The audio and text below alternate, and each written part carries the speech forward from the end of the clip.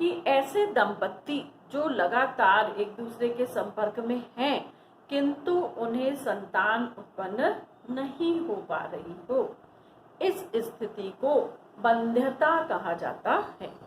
जब संतान उत्पन्न नहीं हो पा रही हो तो उस विधि को हम बंध्यता कहते हैं।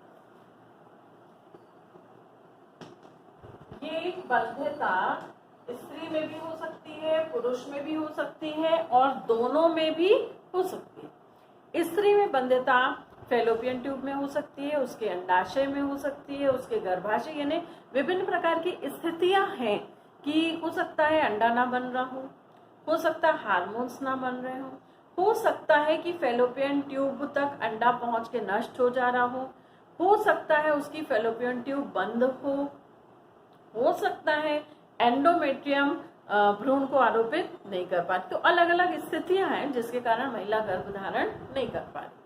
पुरुषों में ये जो बंध्यता है वो शुक्राणु की कमी हो सकती है, उसमें हार्मोनल कमी हो सकती है, शुक्राणुओं की संख्या में कमी हो सकती है, यानी जो जिनकी संख्या 30 से 40 करोड़ होनी चाहिए उतनी ना बनकर कम बन रहे हों, उसमें हार्मोन्स ना हो, सीमेन की कमी हो जिससे शुक्राणु मर जा रहे हो। तो ऐसी स्थिति जिसमें स्त्री और पुरुष दिखने में तो सामान्य हो, उनके प्रजनन तंत्र सामान्य हो, लेकिन कुछ उसमें रुकावटें होने के कारण संतान उत्पन्न ना हो पा रही हो, तो इस स्थिति को हम बंध्यता या अनुर्वरता कहते हैं, अनफर्टिलिटी, अनुर्वरता या इनफर्टिलिटी कहते हैं। अब ऐसे जो लोग हैं जिनमें अनफर्टिलिटी की समस्या है, तो आधुनिक जीव विज्ञान में, चिकित्सा में ये ऐसी प्रकार की विधियां उत्पन्न कर ली गई हैं जिसके द्वारा संतान उत्पन्न की जा सकती है। तो उसके लिए इसे क्या कहा जाता है? इनको कहा जाता है, इस प्रकार की पूरी प्रौद्योगिकी है जिसे कहा जाता है सहायक प्रजनन प्रौद्योगिकी। इसका एक पूरा अलग से ही विज्ञान है, पूरा चिकित्सा है, अलग अलग प्रकार की इसमें विधियां हैं जिसमें निसंतान जो दंपतियां हैं उन्हें क्या किया जाता है, उन्हें संतान उत्पन्न करने में सक्षम किया जाता है और इसे कहा जाता है assisted reproduction technique. Assisted reproduction technique,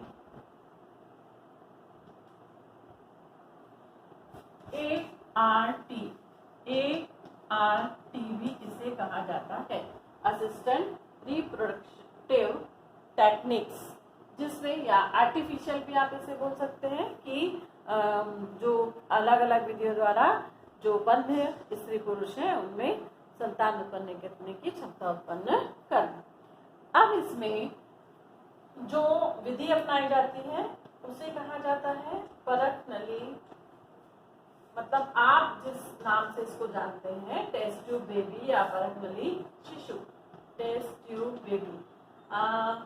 क्या जब मैं बहुत छोटी थी तो ऐसा पेपर में कभी पढ़ती थी टेस्ट ट्यूब बेबी नाम, तो मुझे ऐसा लगता था कि अरे पूरा बेबी टेस्ट ट्यूब के अंदर ही बनता है, ऐसा नहीं है। तो हम इसके बारे में अभी पढ़ेंगे, ठीक है। इसकी परक नली शिशु में सबसे पहली जो विधि है उसे कहते हैं IVF, इन विट्रो फर्टिलाइजेशन।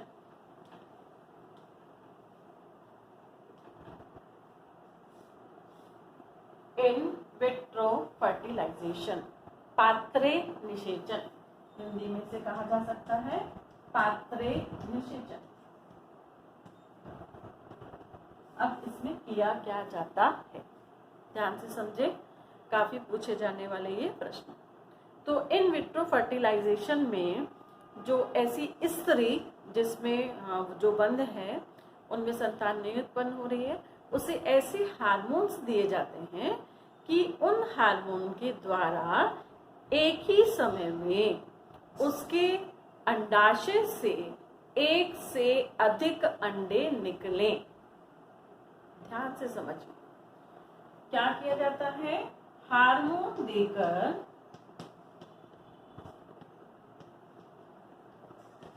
एक ही समय में एक से अधिक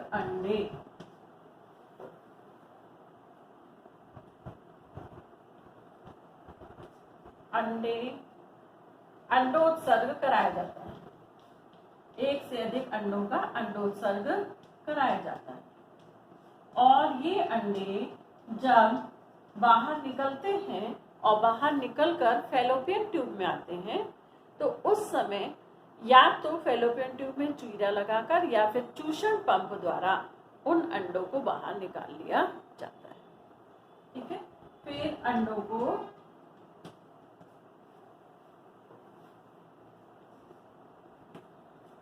चूषण द्वारा बाहर निकाला जाता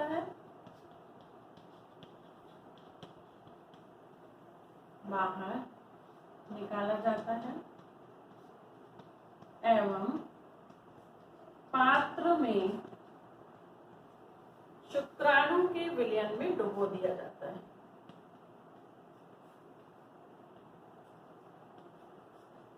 जो उस महिला का पार्टनर है उससे शुक्राणु लिया जाता है, शुक्राणु के विलयन में रखा जाता है।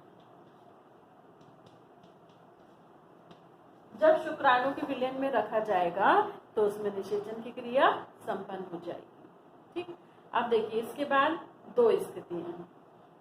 दो स्थितियां हैं कि या तो क्या किया जा सकता है कि उसे बिल्कुल जैसे ही उसमें ये किया टेस्ट ट्यूब में निषेचन की क्रिया संपन्न हुई और जैसे ही पहली स्थितियां इसके बाद दो हैं।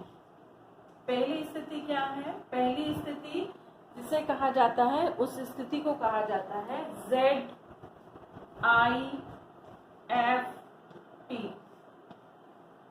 Z means zygote. जाइगोट जब 8 कोश की अवस्था में हो, परक नली के अंदर जब जाइगोट 8 कोश की अवस्था में है और तब उसे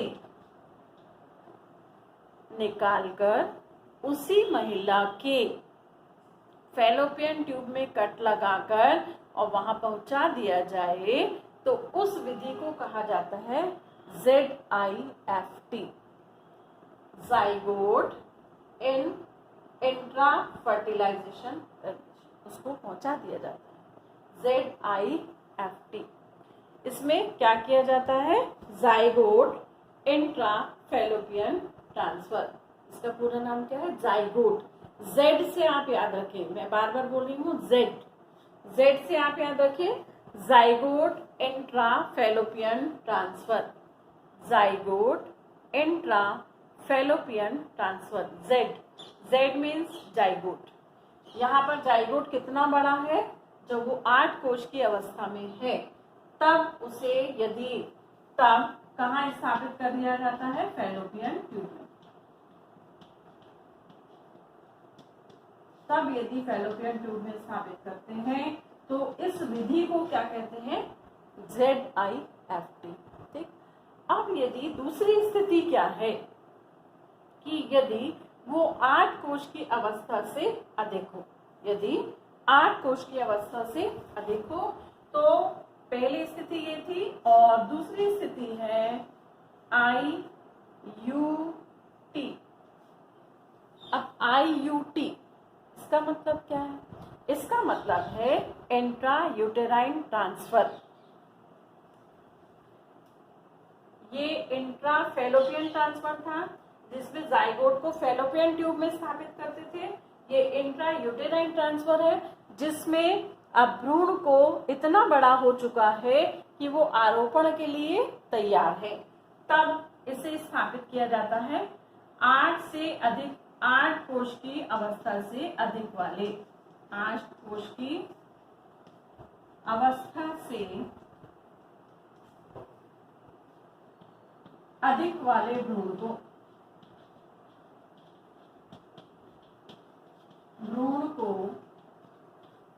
गर्भाशय में ट्रांसफर किया जाता है। गर्भाशय मीन्स यूट्रस में ट्रांसफर किया जाता है, तो उसे कहा जाता है IUT, इंट्रा यूटेराइन ट्रांसफर। ये कब किया जाता है? 8 कोष की अवस्था से अधिक वाले भ्रूण को। ये अब देखो दोनों में भी अंतर है। ये निषेचन के पश्चात इसकी फेलोपियन जो है वो पूरी सक्षम है, निषेचन भर नहीं हो पा रहा था उसमें। निषेचन के पश्चात वो आराम से जाकर जो यूट्रस है उसमें जाकर फूल जाएगा, आरोपित हो जाएगा। और इंट्रायूटेराइन ट्रांसफर यानी जब फेलोपियन ट्यूब में ऐसी कोई कमी हो कि निषेचन होने के बाद डेवलपमेंट आगे का नहीं हो पा रहा हो, फिर परक नली में ही 8 कोष की अवस्था से और अधिक अवस्था में आने दिया जाता है, और वो जब आरोपण की स्थिति में भ्रूण आ जाता है तब उसे भ्रूण में स्थापित करते हैं, तब उसे हम कहते हैं IUT। ठीक है, इतना समझ में आ गया आपको? फिर से एक बार देख लीजिए। सहायक प्रजनन प्रौद्योगिकी, असिस्टेड रिप्रोडक्टिव टेक्निक, जिसमें एक टेक्निक है पहली IVF, इन विट्रो फर्टिलाइजेशन। बहुत ध्यान से इसको आप समझिए। In vitro fertilization, vitro means पात्र, पात्र मीन्स परक नली, परक नली में निषेचन। ठीक, तो उसके लिए क्या किया जाता है? जिस महिला में संतान इस तरह से संतान उत्पन्न करनी है, पहले उसे ऐसे हार्मोन दिए जाते हैं कि उस हार्मोन से उसमें 1 से अधिक अंडे उत्पन्न हो।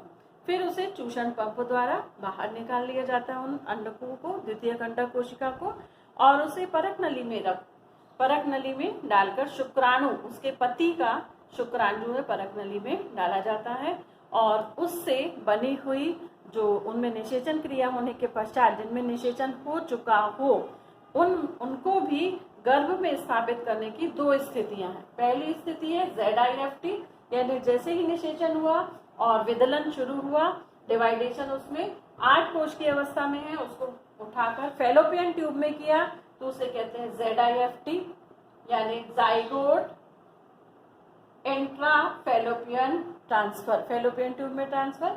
दूसरी स्थिति है कि यदि 8 कोषीय अवस्था से अधिक हो गया है और उसे स्थापित करना है तो उसे कहते हैं IUT, इंट्रा यूटेराइन ट्रांसफर, गर्भाशय में ट्रांसफर विधि। ठीक, इस तरह से उसे जन्म मिलता है बच्चे को। अब आगे ये जो ये IVF में एक और स्थिति है, ये 2 स्थितियां हो गई। एक और स्थिति है जिसे कहा जाता है GIFT।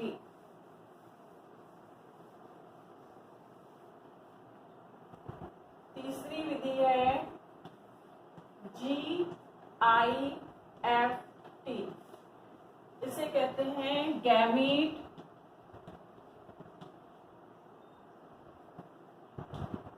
इंट्रा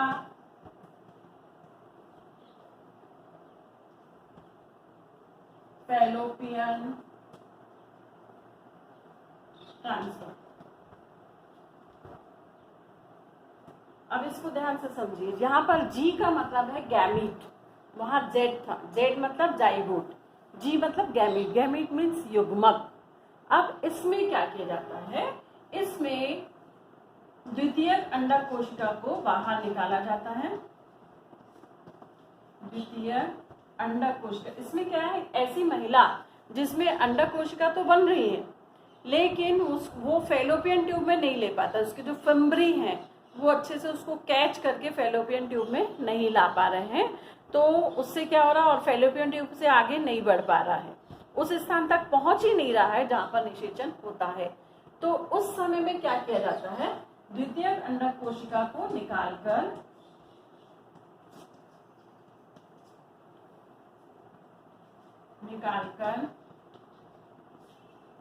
बाहर निषेचन कराया जाता है,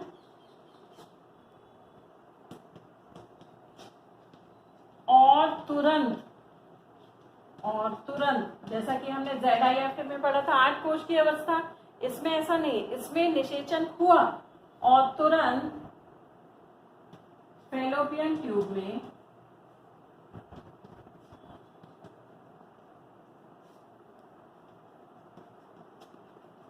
स्थापित कर दिया जाता है। कई महिलाओं में ऐसा होता है, उनका जो सर्विक्स है या उनका जो सर्विक्स के जो वेजाइना है, वहाँ से शुक्राणु जब ऊपर की ओर आते हैं तो वो नष्ट हो जाते हैं, फैलोपियन ट्यूब तक पहुँच नहीं पाते। तो उन प्रकार की महिलाओं में ये गैमीट यानी मादा अंडक कोशिका पहले ज़्यादा हार्मोन देकर निकाली जाती है, फिर उनको ज़्यादा मात्रा में बाहर निकाला जाता है, निषेचन करवाया जाता है, और जैसे ही निषेचन हुआ तुरंत उसको स्थापित कर दिया जाता है फैलोपियन ट्यूब में, तब उसे कहा जाता है GIFT। ठीक है, तो डिफरेंस समझ में आ गया ZIFT और GIFT में। ZIFT में 8 कोश की अवस्था में स्थापित किया जाता है फैलोपियन ट्यूब में, और GIFT में निषेचन के बाद तुरंत ही स्थापित कर दिया जाता है। अब इसके अलावा भी कई बार ऐसा होता है कि ये सब विधियां अपनाने पर भी गर्भधारण नहीं हो पा रहा। जांच होने पर पता चलता है कि महिला का जो गर्भ है, गर्भाशय है, वो 9 महीने तक गर्भ को नहीं रख सकता है, उसमें कोई बीमारी है या कमजोरी है या किसी भी प्रकार की कोई दिक्कत है। तो ऐसी स्थिति में आजकल निषेचन यानी IVF करने के बाद किसी अन्य महिला में यानी ऐसे पति पत्नी उनकी सहमति से उनके अंडकोशिका और शुक्राणु पति पत्नी का लिया जाता है, निषेचन परकनली में यानी पात्रे में कराया जाता है, और भ्रूण बनने के बाद किसी अन्य महिला जिसका गर्भाशय पूर्णतः तंदुरुस्त है उसमें उसको स्थापित कर दिया जाता है। शिशु उत्पन्न होने पर उसकी जिम्मेदारी जो वास्तविक माता पिता यानी जो अंडकोश का शुक्राणु जिन्होंने दिया था वो उसे ग्रहण कर लेते हैं। इस विधि को कहा जाता है सरोगेसी। इस विधि को सरोगेसी कहा जाता है। सरोगेसी में क्या किया जाता है, ऐसी महिला जो संतान जिसका गर्भाशय कमजोर है, जिसमें गर्भ को 9 महीने तक संभालने में अक्षम है किसी भी अन्य कारण से, मानसिक या किसी भी तरह से, तो उसमें पति पत्नी से नर कोशिका मादा कोशिका ली जाती है, पात्र में उनका निषेचन कराया जाता है और उसके भ्रूण को किसी अन्य महिला किराए और उसको पूरा उसका जो गर्भधारण से लेकर जन्म तक पूरा उसका पालन पोषण सब ओरिजिनल माता पिता की जिम्मेदारी होती है। इस विधि को कहा जाता है सरोगेसी, और इसमें ऐसी महिला जिसने किसी अन्य महिला के अन्य पति पत्नी के भ्रूण को धारण किया है उसे सरोगेट मदर कहा जाता है, और इससे भी स्वस्थ संतान उत्पन्न होकर जो पति पत्नी जिन्होंने अंडकोश का शुक्राणु दिए थे उन्हें प्राप्त हो जाती है, और इसका रिकॉर्ड रखा जाता है। सरोगेट मदर को कोई भी जानकारी कोई भी साझा नहीं की जाती, ऐसा ये कानून द्वारा मान्य है। ठीक है, तो आज के वीडियो में हमने पढ़ा जन्म नियंत्रण की विधियां, और बिल्कुल इसका उल्टा कि जिन महिलाओं में जिन पति पत्नी में जो संतान ना उत्पन्न हो पा रही हो तो उनमें संतान उत्पन्न करने की विधियां। ठीक है, काफी कुछ ऐसे क्वेश्चंस थे जो काफी पूछे जाते हैं इसमें, तो आप मेरे प्रश्न। ठीक है, तो पहला है वेसिक्टोमी किसमें की जाती है। दूसरा प्रश्न, ट्यूबेक्टोमी में किस अंग को बांधा जाता है। तीसरा प्रश्न, IVF का फुल फॉर्म क्या है। चौथा प्रश्न, ZIFT का फुल फॉर्म क्या है। और पांचवा प्रश्न, GIFT का। तो बच्चों आपको ये समझ में आ गया, ये गिफ्ट क्या है, गिफ्ट क्या है, IVF क्या है और सरोगेसी क्या है। ठीक है, देखिए बहुत अच्छे से अपने दिमाग में रख लीजिए कि IVF means test tube baby जिसको अपन बोलते हैं। इसमें क्या प्रोसेस है कि जिस महिला का IVF करना है उससे पहले हार्मोन्स देकर बहुत सारे अंडक प्रोड्यूस करने के लिए अंडोत्सर्ग के लिए प्रेरित किया जाता है। जब वो निकलते हैं तो उन्हें चूषण पंप द्वारा बाहर निकाला जाता है, बाहर निषेचन कराया जाता है, और इसके बाद की जो परिस्थितियां हैं वो अलग अलग होती हैं। उस आधार पर इन विधियों को अलग अलग नाम दिए हैं। एक है ZIFT जिफ्ट, GIFT गिफ्ट, और एक है ITU। तो यहाँ पर हमने पढ़ा कि जो GIFT है इसमें क्या करते हैं, जैसे ही बाहर अंडक को निकाला, निषेचन कराया और तुरंत उसको फैलोपियन ट्यूब में स्थापित कर देते हैं। ठीक है, ये हो गया। तो उसे हम कहते हैं, क्योंकि उसमें अभी गैमीट अवस्था में है, निषेचन हुआ है जस्ट, तो गैमीट है, युग्मक है, इसीलिए इसे कहा जाता है, और तुरंत स्थापित कर दिए तो उसे कहते हैं GIFT गिफ्ट।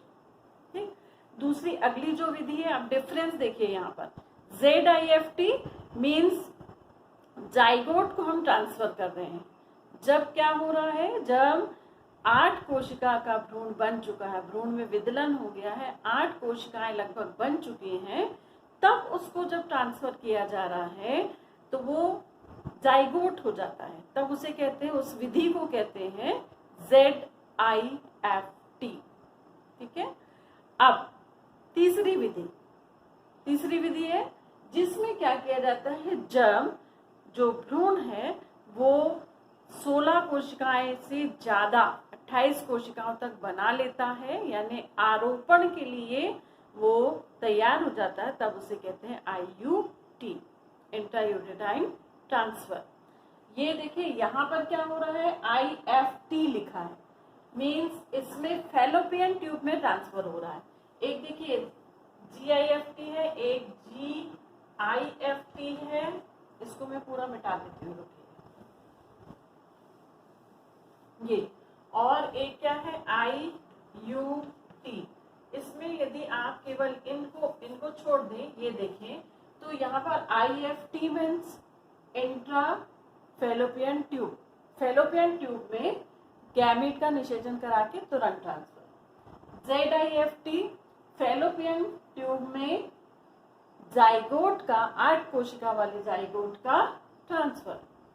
IUT यानी यूट्रस में ट्रांसफर है, इन यूट्रस ट्रांसफर, यानी ऐसा जो भ्रूण है इतना बन चुका है कि उसे डायरेक्ट भ्रूण में आरोपण के लिए रखा जा सकता है, तब उसे कहते हैं IUT। यानी सबसे बड़ा जो भ्रूण है वो IUT में ट्रांसफर किया जाता है।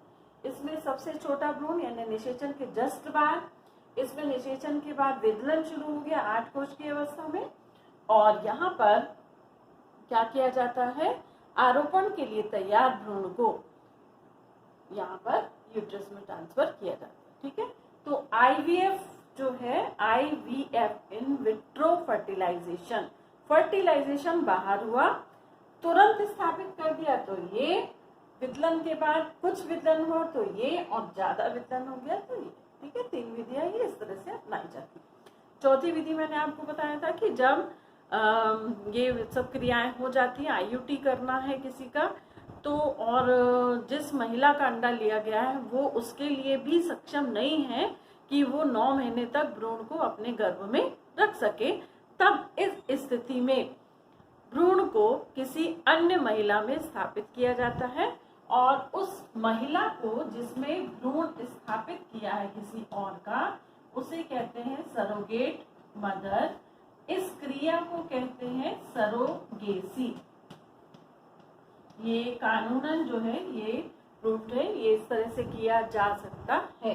तो सरोगेट मदर अपने गर्भ में किसी अन्य की अंडकोश का शुक्राणु से बने भ्रूण का पालन पोषण करती है। सरोगेट मदर, सरोगेसी क्या है ये समझ में आ गया आपको। ये आरटी अपन ने ये सब किसके अंतर्गत पढ़ा, ART सहायक प्रजनन प्रौद्योगिकी। ऐसे महिला, ऐसे दंपति जो संतान उत्पन्न करने में अक्षम है, कई विवाह के कई वर्षों बाद तक उनको संतान उत्पन्न नहीं होती, तो इन विधियों को अपनाया जाता है।